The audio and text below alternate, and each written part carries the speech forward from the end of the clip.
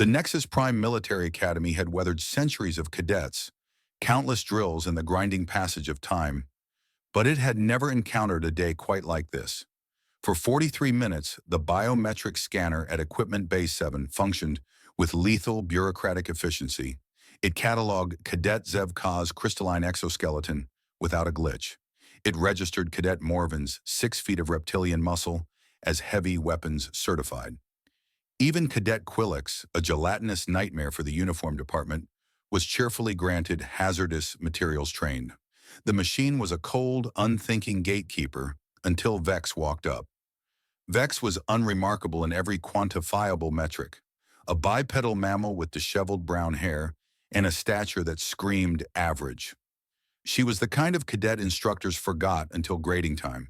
Yet, when she pressed her palm against the surface, the machine didn't just scan, it hesitated. The display froze, silence stretching like a tightened wire, before blazing to life with impossible red text that seemed to burn the air. Access level, creator. The atmosphere in the corridor shifted instantly. A mechanical voice, usually devoid of soul, chimed with sudden, terrifying reverence. Welcome back. All systems await your command. Panic, the twin sibling of the unknown, took hold.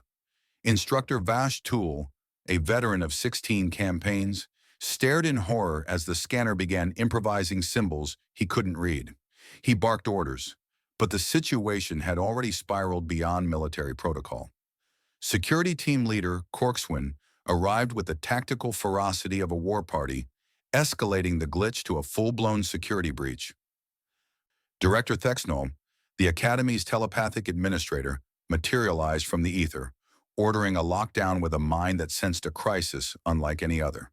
But as Vex was marched away, confused and protesting, Cadet Morven whispered a wager to Zev. 50 credits says she's secretly an android. It was a comforting lie compared to the truth waiting in the dark. In the sterile isolation of detention, Dr. Keth, an insectoid archaeologist, shattered the illusion of a malfunction. These weren't standard scanners, he revealed to a bewildered Vex. They were reverse-engineered progenitor technology, relics of the mythical architects who vanished 50 millennia ago. They hadn't erred. They had recognized a signature that shouldn't exist. Morven, locked in the adjacent cell for asking too many questions, laughed nervously. My grandmother spoke of the first builders, the reptile mused. Old myths say they would return to reclaim their creation. In our modern arrogance, we often dismiss folklore as fantasy, forgetting that legends are often just history that forgot to write itself down.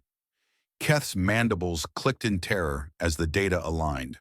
Vex carried progenitor markers. She wasn't just human, she was a living key.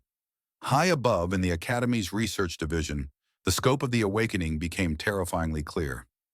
Commander Gelix Moore watched holographic displays bleed red as unauthorized access spread across the galaxy. It wasn't just Vex. Research specialist Vaughn Kay reported that 17 human colonies were simultaneously breaching restricted databases. Dr. Felnix, a xenopsychologist, connected the terrifying dots. Humans didn't just inhabit worlds, they terraformed them, rebuilding ancient ruins with an instinctive blueprint. They weren't tenants. They were the homeowners, finally remembering where they left the keys. Back in the depths, the locks on Vex's cell dissolved. She wasn't escaping. She was being summoned. She led the stunned director and Dr. Keth to the restricted archives, a vault sealed for 2 centuries. The ancient geometric symbols, painful to alien eyes, glowed with a gentle blue warmth at her approach. The massive doors melted away, revealing a command center that hummed with the dormant energy of an empire.